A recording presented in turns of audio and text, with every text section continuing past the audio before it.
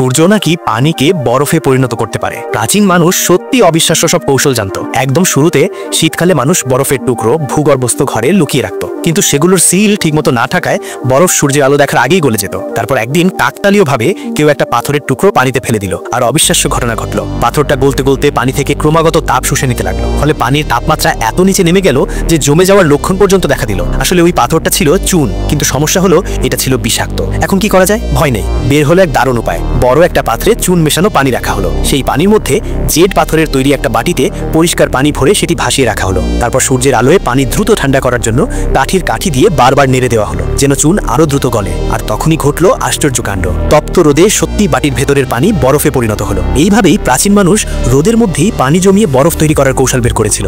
হাজার বছর পুরনো এই প্রযুক্তি আজও শুনলে অবাক লাগে। আর একটা জরুরি কথা, দয়া করে প্রথমে আমার চ্যানেলের ভেতরে যান। সেখানে হোম পেজে যে নতুন চ্যানেলটি দেওয়া আছে সেটিতেও আমি ভিডিও আপলোড করছি, সেটিতে গিয়ে অবশ্যই সাবস্ক্রাইব করুন। আপনাদের একটা সাবস্ক্রাইবই আমার আরো ভালো কন্টেন্ট বানানোর সবচেয়ে বড় শক্তি।